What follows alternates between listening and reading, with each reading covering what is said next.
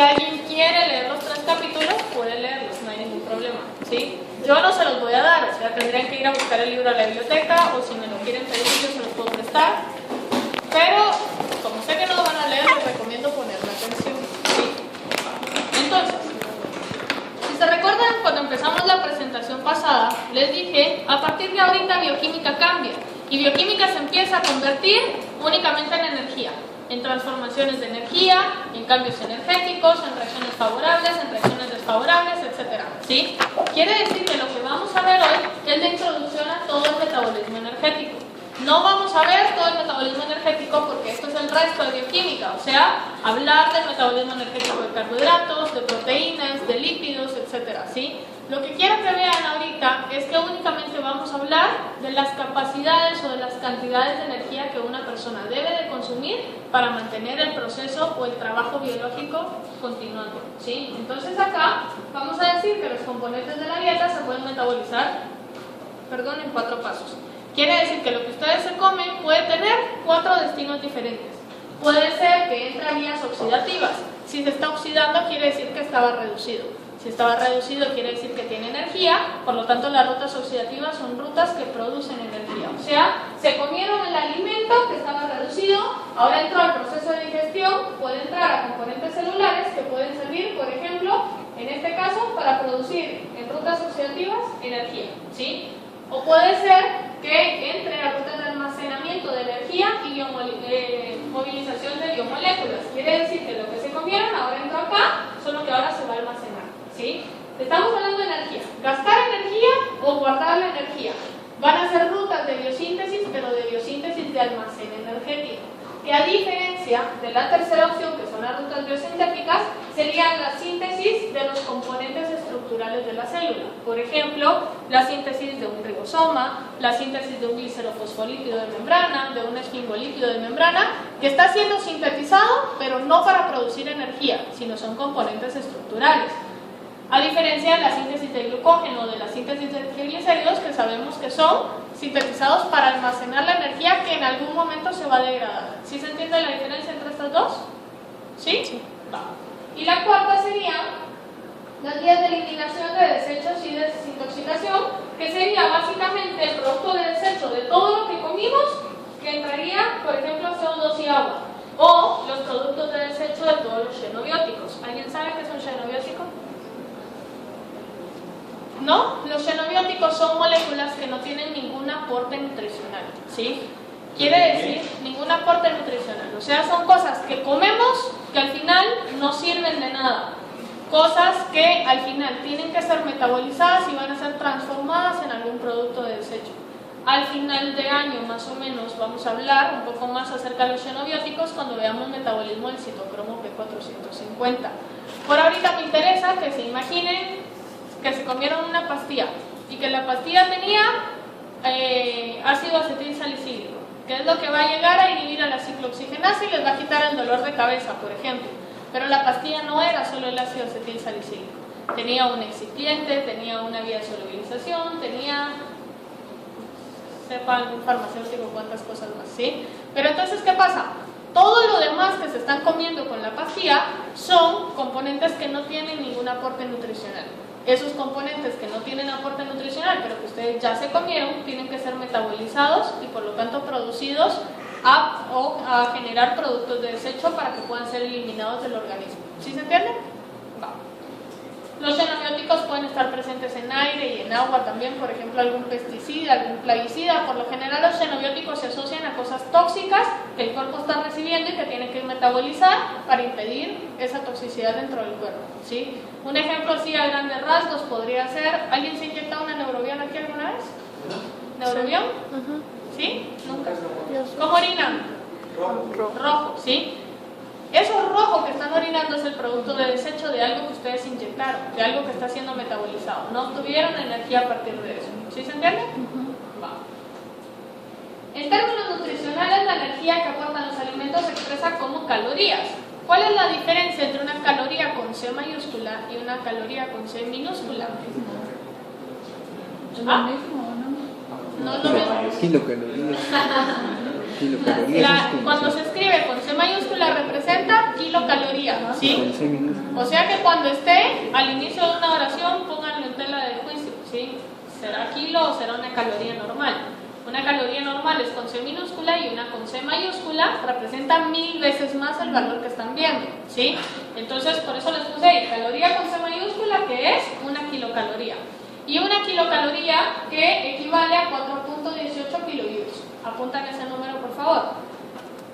Porque también es una de las dimensionales de energía. Si se fijan, en bioquímica hablamos de transferencia de energía en joules, no lo hacemos en kilocalorías. Sin embargo, para la mayoría de personas es más fácil entender calorías y sobre todo cuando están hablando de valor nutricional.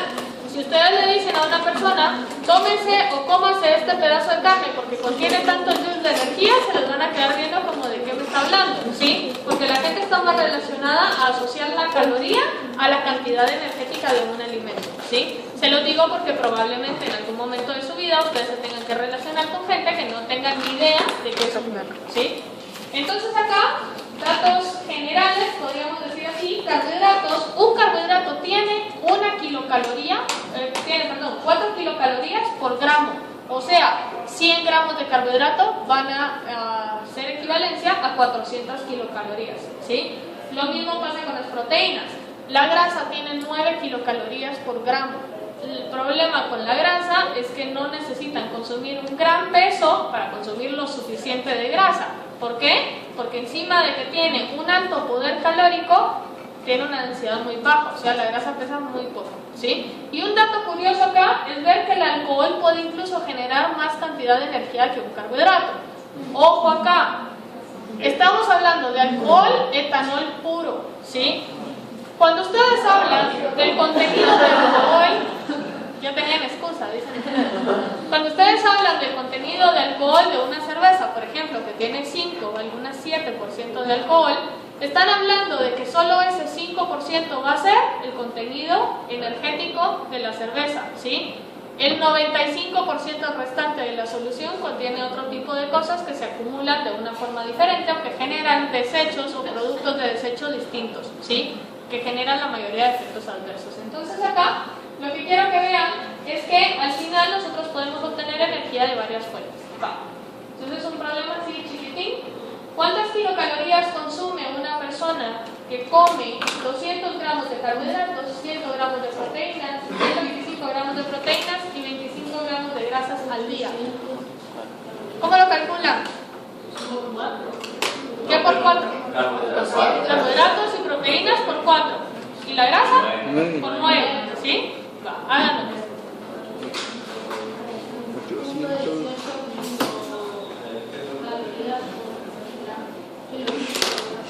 ¿Cuánto? 800.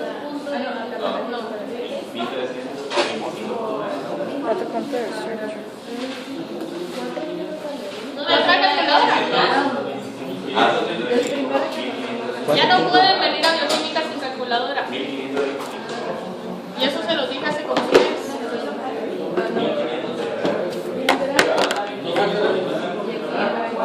Y luego necesito que hagan la conversión a joules.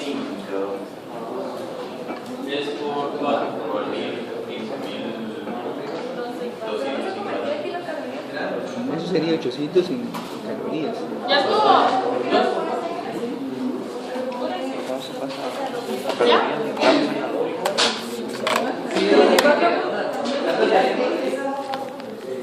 ¿Cuatro? Todo eso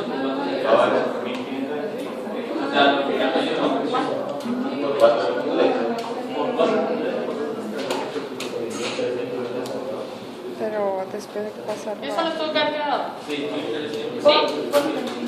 Está fácil, ¿sí?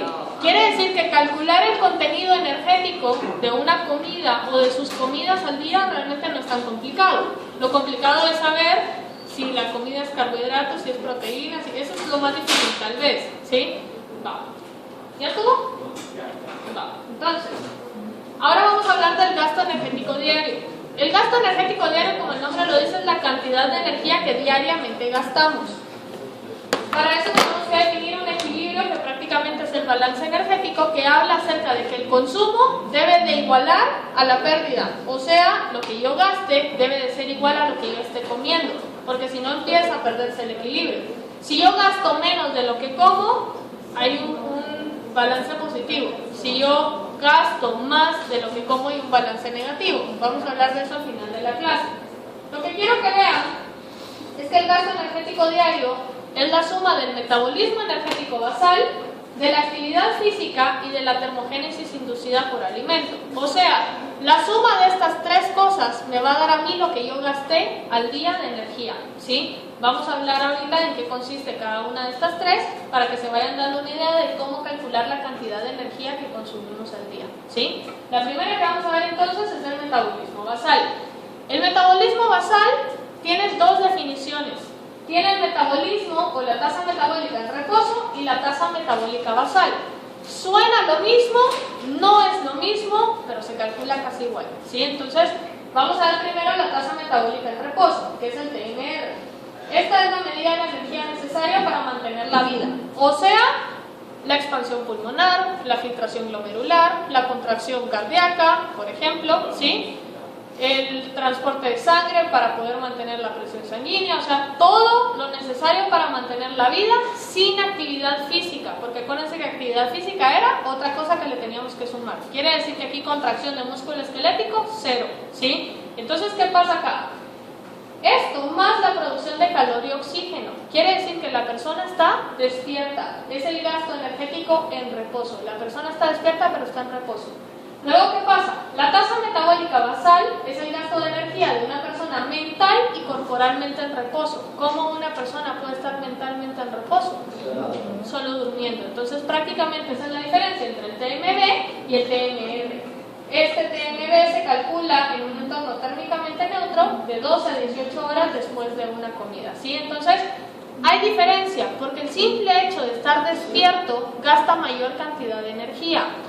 Gasta más energía relativo a la basal, ¿sí? Pero ¿qué pasa? La diferencia no es muy significativa, entonces muchas veces se toma ambas cosas como lo mismo, y lo mismo sería el metabolismo basal, ¿sí? Las actividades necesarias para mantener el proceso de la vida en reposo o durmiendo. ¿Estamos bien acá? Va. Hay varias cosas que hacen que varíe el metabolismo energético basal, por ejemplo la talla, el sexo, la edad, la temperatura corporal. Si la temperatura corporal empieza a aumentar la tasa metabólica basal un 12% por grado centígrado aumentado. O sea, una persona que de 37 grados tuvo fiebre a 40 grados, la tasa metabólica basal aumentó un 36%, ¿sí? Y por eso es que tener fiebre muchas veces es agotador. Por eso cuando tienen fiebre 38, 39 se sienten un poco más cansados de lo normal. ¿Por qué? Porque la tasa metabólica está más acelerada. La temperatura está acelerando la tasa metabólica basal, a pesar de que estén en reposo. Algunas afecciones tiroideas cambian la tasa metabólica basal. El hipertiroidismo lo que hace es aumentar la tasa metabólica y el hipotiroidismo lo que hace es disminuir la tasa metabólica.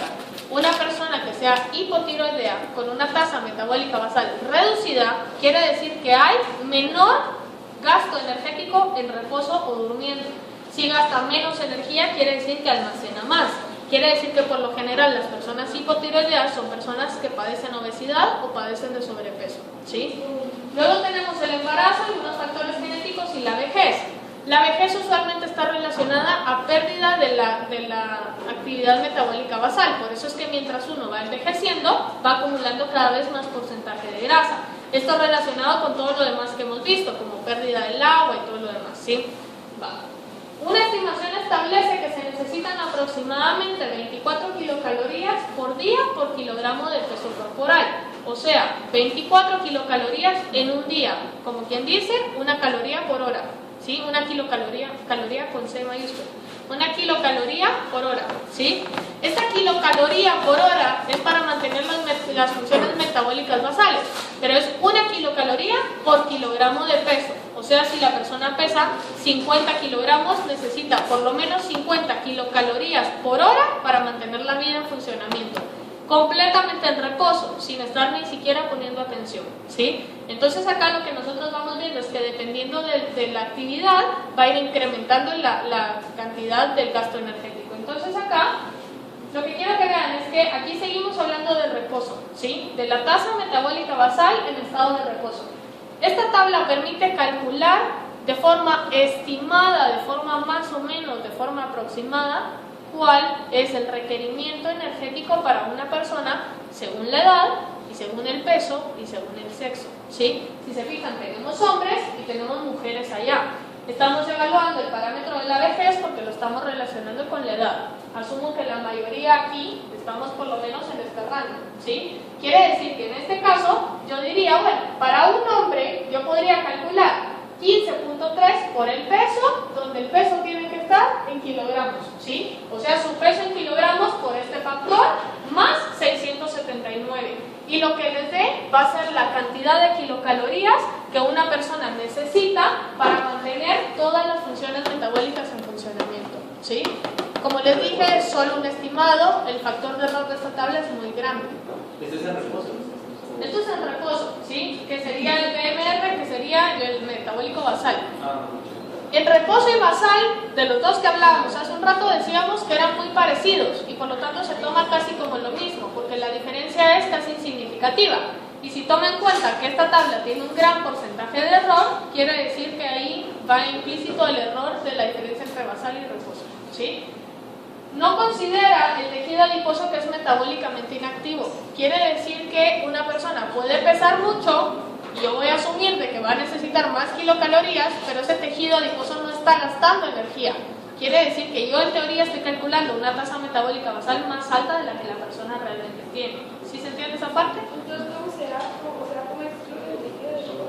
No se puede. Ustedes mismos tendrían que ir haciendo como un factor al azar de decir, pesa tanto, pero tiene tanto de cintura, tanto sobrepeso, e ir haciendo las correcciones necesarias, ¿sí? Porque imagínense, calcular de forma individual la tasa metabólica basal es casi imposible. Tendrían que controlar por lo menos un mes la dieta del paciente, ir viendo cuál es el gasto de energía que va quemando en base a la actividad y todo lo demás. O sea, dependiendo de cómo vaya la presión sanguínea, las contracciones por minuto, o sea, no es algo muy sencillo de hacer. Entonces, lo más sencillo es calcular, porque al final les está dando a ustedes una idea de los requerimientos nutricionales que la persona necesita, ¿sí? Decíamos, gasto energético diario era la tasa metabólica basal más la actividad física más la termogénesis inducida por la dieta. Ya vimos el metabolismo basal, ahora vamos a ver la parte de la actividad física. La actividad física es muy relativa, dependiendo de qué es lo que cada quien haga. Por lo tanto, varía proporcionalmente al tipo de actividad que cada persona desarrolla. No es lo mismo caminar 1 kilómetro que caminar 3 kilómetros. O no es lo mismo caminar 1 kilómetro a una velocidad de 60 kilómetros por minuto o caminarla a 20, por ejemplo. ¿Sí? Va siendo una diferencia bastante grande. Entonces, se puede estimar utilizando el valor de la tasa metabólica basal. O sea, el valor que calculamos hace un rato en base a la actividad. Dice, si la persona es sedentaria, la actividad es aproximadamente 30% de la tasa metabólica basal. Para poner un ejemplo, si en la tabla anterior yo calculé que la persona tenía una tasa metabólica basal, supongamos un valor fácil de manejar, 1000 kilocalorías por día, ¿sí? Y ese era su gasto energético basal. Ahora la actividad física es, si la persona es sedentaria, sumarle el 30% de ese 1000, o sea, sumarle 300 kilocalorías más. Por lo tanto, hasta ahorita el gasto energético diario de la persona serían 1300 kilocalorías. ¿Sí se entiende? ¿Sí se entiende? Sí. Va. Si el ejercicio es moderado y de por lo menos 2 horas al día, se hace un aproximado del 60 al 70% de la tasa metabólica basal. Si el ejercicio es intenso, puede ser aumentarle más del 100% de la tasa metabólica basal. ¿Cómo lo calculamos? Si se fijan, no es lo mismo hacer ejercicio 1 hora que hacer ejercicio 3 horas, por ejemplo. El de 3 horas va a gastar más energía. Entonces acá, lo que nosotros tenemos es más o menos las actividades, cómo van clasificadas según la, ¿qué sería? Como la dureza de la actividad. Una actividad light, una actividad moderada, una actividad muy fuerte, ¿sí? Y si se fijan, tenemos un factor, obviamente esto lleva mucho porcentaje de error también, pero un factor estimado por hora. Quiere decir que si yo, por ejemplo, salí, algo fácil de manejar. Estoy tocando guitarra, por ejemplo, asumiendo que puedo tocar guitarra. Estoy tocando guitarra y voy a tocar guitarra, por ejemplo, por 2 horas, quiere decir que mi factor ahora es de 3, ¿sí? Y ese 3 por una actividad que es una actividad ligera que es menor al 30%. Quiere decir que ese factor de 3 por el 30% por la tasa metabólica basal, ¿sí? Y eso es lo que yo le sumo a la tasa metabólica basal para tener el gasto energético diario. ¿Sí se entiende? ¿Sí? En la sección C me dijeron hagamos un ejercicio, pero lo quiero pensar bien antes de hacerlo, ¿sí? Entonces tal vez se los traiga mañana, sería. Si no se los traigo mañana, lo hacemos la siguiente semana o se los dejo de tarea con resolución, ¿sí? Va. Entonces lo que yo quiero que vean es que el factor acá es por hora y que dependiendo de la actividad que hagamos es el factor y por lo tanto la actividad que yo vaya a gastar, ¿sí? O sea, la cantidad de calorías que yo vaya a gastar. Luego decíamos, suma del gasto energético basal más la actividad física más la termogénesis inducida por dieta. La termogénesis inducida por dieta no es más que la energía que el cuerpo consume para digerir, absorber, distribuir y almacenar los alimentos después de una comida. O sea, comí, la energía que gastó la milasa, me comí una papa, por ejemplo. La energía que gastó la milasa en hidrolizar el almidón de la papa. Luego la energía que gastó el estómago para hacer la hidrólisis ácida de la papa. El movimiento gástrico, por ejemplo. Luego el peristaltismo del intestino para hacer el movimiento de todo el carbohidrato. Luego el contratransporte que ya, o el cotransporte de carbohidratos que ya vimos que era un transporte activo secundario, se utilizaba energía para que el carbohidrato pueda ser reabsorbido al torrente sanguíneo.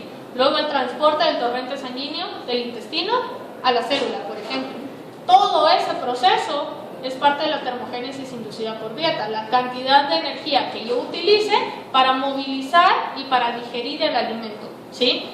Esa cantidad de energía genera trabajo metabólico, porque mover, encontrar gradientes de concentración, hidrolizar, romper, cortar es trabajo metabólico.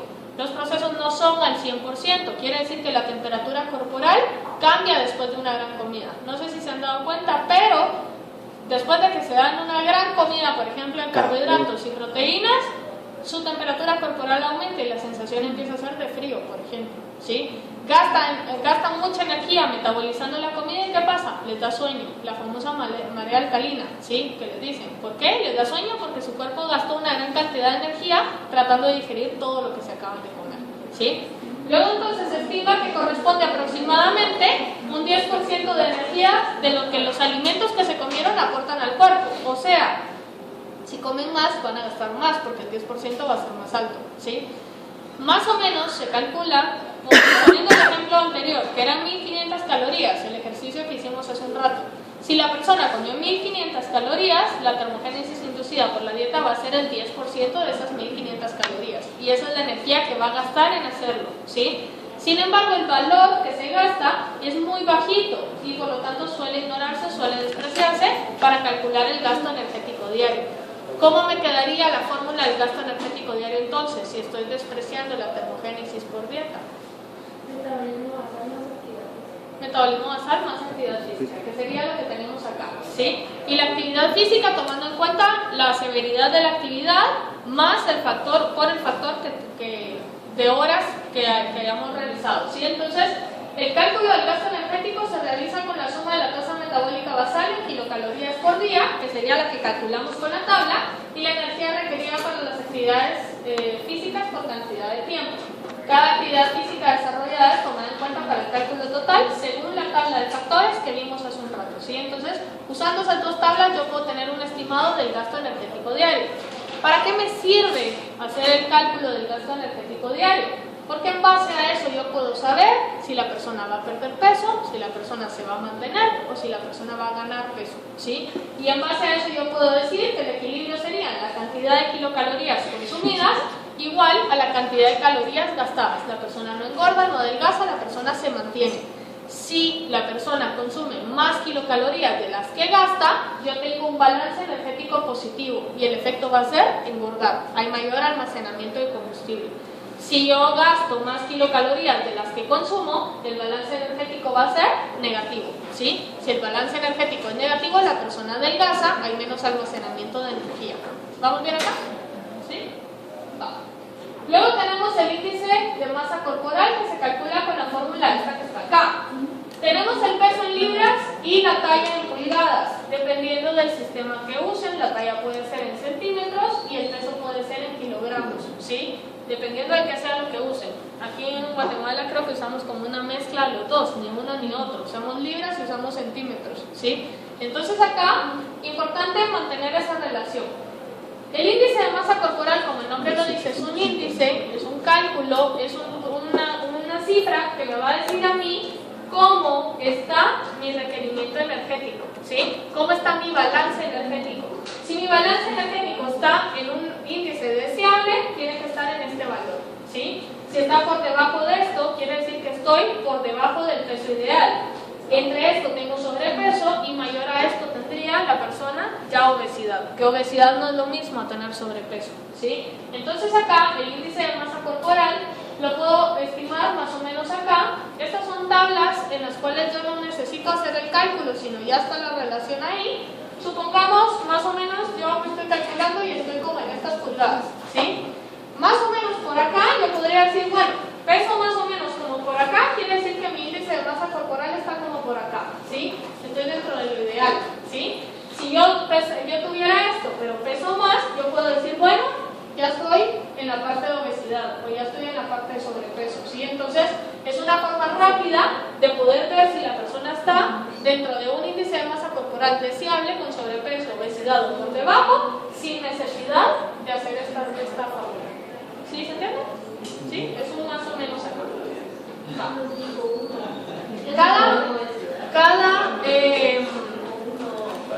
Cada macromolécula tiene una ingesta diaria mínima, ¿sí? Exceptuando los carbohidratos. No hay una cantidad de carbohidratos mínima que yo deba de comer. En teoría, mucha gente cree que quitando los carbohidratos completamente de la dieta va a haber menor consumo de carbohidratos y por lo tanto la persona puede adelgazar. Ojo con esto puede tener consecuencias muy graves para la salud, porque si suprimo por completo el metabolismo de carbohidratos, quiere decir que ahora el metabolismo de grasas va a ser el metabolismo principal. Puede empezarse a quemar la grasa, pero ¿qué va a pasar? Quemar es oxidar, ¿sí? Se va a empezar a oxidar la grasa, pero ¿qué va a pasar? Las grasas producen muchos ácidos no volátiles, y esos ácidos no volátiles pueden llegar a causar una acidosis metabólica, por ejemplo, ¿sí? Entonces quitar los carbohidratos de la dieta no es adecuado. Los carbohidratos en la dieta se calculan en base entonces al gasto energético diario que la persona debe de tener, ¿sí? Luego tenemos los ácidos grasos esenciales, que tampoco hay un requerimiento mínimo, pero sí es necesario incluir en la dieta los ácidos grasos esenciales que ya vimos en algún momento, el ácido linolénico y el linoleico, ¿sí? Que decíamos que a pesar de que no son proinflamatorios, es necesario mantener el consumo.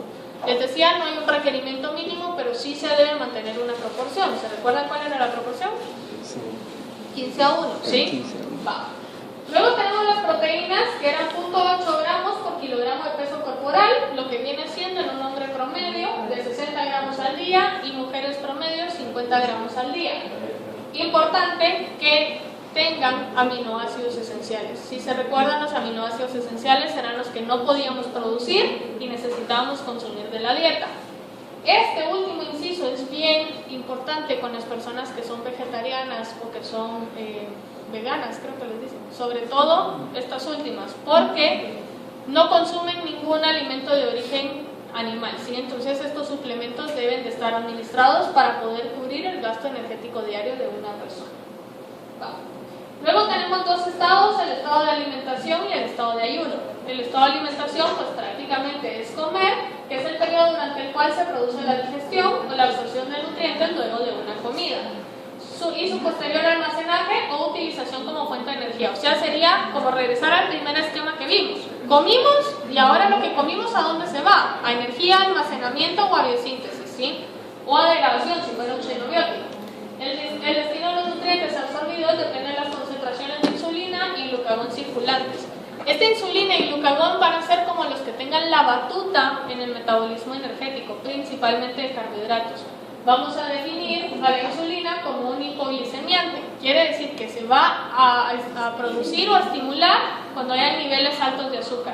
Si hay niveles altos de azúcar, la insulina lo que va a hacer es disminuirlos. Y el glucagón sería como un hiperglicemiante. Cuando hay niveles bajos de azúcar, se estimula el glucagón y el glucagón lo que va a hacer es subir los niveles de azúcar, ¿sí? Entonces esto es bien importante, porque en base a esto yo empiezo a coordinar qué rutas metabólicas se van a encender, qué rutas metabólicas se van a ir apagando, ¿sí?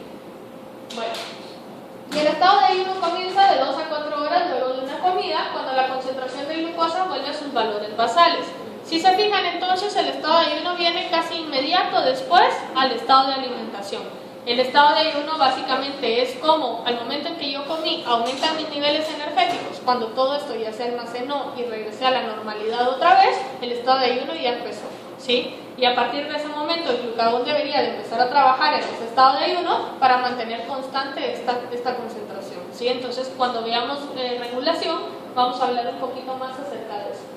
Esto desencadena la liberación del glucagón y nivela la secreción de insulina, lo cual libera combustible en los depósitos corporales. Todo el glucógeno almacenado empieza a ser degradado, todos los triglicéridos almacenados empiezan a ser degradados. ¿Qué está haciendo el glucógeno? Produciendo más combustible para mantener las concentraciones celulares de combustible constantes, plasmáticas, perdón. Bueno, ya para terminar con esta tabla, lo que yo quiero que vean acá es que prácticamente tenemos todas las rutas metabólicas que vamos a ver de aquí a fin de año, y cada una de estas rutas metabólicas cómo se utiliza por tejidos diferentes, ¿sí? Tejidos diferentes que van a tener como predilección o predisposición a desempeñar una ruta metabólica en particular. Esto es bien importante y al final lo que hace es complicar un poco la regulación. Porque ¿qué pasa? Por ejemplo, corazón utiliza principalmente cuerpos cetónicos como fuente de energía. Glóbulos rojos utiliza principalmente fermentación láctica como fuente de energía. Riñones utiliza principalmente glucólisis como fuente de energía. Pero riñón, pulmones, intestino, corazón y todo lo demás tiene que estar actuando al mismo tiempo, ¿sí? Quiere decir que al mismo tiempo yo tengo muchas rutas metabólicas encendidas. Si en lugar de que haya glucólisis, yo quiero estimular gluconogénesis, en el riñón no puede parar glucólisis porque se detendría la función renal, ¿sí? Entonces, esta parte de la regulación, aquí es donde empiezan los dependes de bioquímica, ¿sí? Depende de qué sea lo que esté ocurriendo, en dónde y cómo. Entonces acá, lo que quiero que vean es que las cruces lo que harían es significar, como representar la frecuencia con la que se va dando la ruta metabólica en determinado tejido. Entonces, por ejemplo, si se fijan en los glóbulos rojos, no hay ninguna otra ruta metabólica más que fermentación láctica, ¿sí? Todas las demás están completamente apagadas. Luego, si se fijan en hígado, funcionan absolutamente todas porque el hígado es como lo mejor de todo, ¿sí? Luego tenemos acá riñones, por ejemplo, que prefieren usar algunas versus otras, ¿sí? Entonces, todo eso lo vamos a ir viendo conforme vayamos viendo la ruta metabólica, ¿sí? Y al finalizar tenemos una clase que es una clase de integración, que es donde hablamos todas las rutas metabólicas en todo el cuerpo para ver qué es lo que va pasando en base a la regulación hormonal, ¿sí? Para ese entonces ya se lo van a saber todo en memoria, entonces la clase va a ser así como bien fácil, ¿sí? Bueno, ¿alguna pregunta hasta acá?